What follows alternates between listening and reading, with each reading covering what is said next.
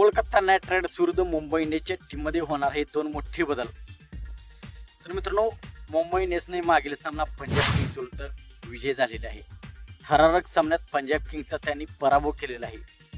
या सामन्यामध्ये तिलक वर्मा याने शानदार खेळी केली. या खेळीच्या जोरावरती मुंबई इंडियन्सने हा सामना जिंकलेला आहे. आता मुंबई इंडियन्सचे या IPL मध्ये अजून 2 सामने शिल्लक आहेत.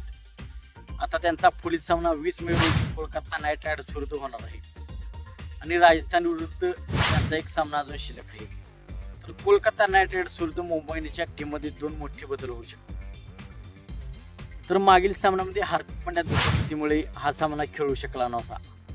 तर सूर्यकुमार यादव याच्या वैयक्तिक कारणामुळे हा सामना खेळू शकला नव्हता. तर या 2 मोठ्या खेळाडूंची या सामन्यामध्ये कमबॅक होऊ शकते. सूर्यकुमार यादव शरद ऋतुपर्णी याच्या जागी खेळू शकतो. तर हार्दिक पांड्या एखादा बॉलर, तर हार्दिक पांड्या हा रघु शर्मा याच्या जागी खेळू शकतो.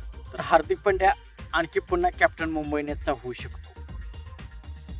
तर हे 2 मोठे बदल मुंबई इंडियन्सच्या टीममध्ये होऊ शकतात. आता 20 मे रोजी त्यांचा सामना कोलकाता नाईट रायडर्स विरुद्ध होणार आहे. तर या सामन्यामध्ये मुंबई इंडियन्सची टीम विजयी होईल का आणि कोलकाताचा प्लेऑफचा गेम खराब करेल का? आपणास काय वाटते आपण कमेंट सेक्शनमध्ये सांगा. तर आपण चॅनलवरती नवीन असाल तर अशाच क्रिकेटच्या मराठीतून अपडेटसाठी आमचा YouTube चॅनल सबस्क्राईब करा.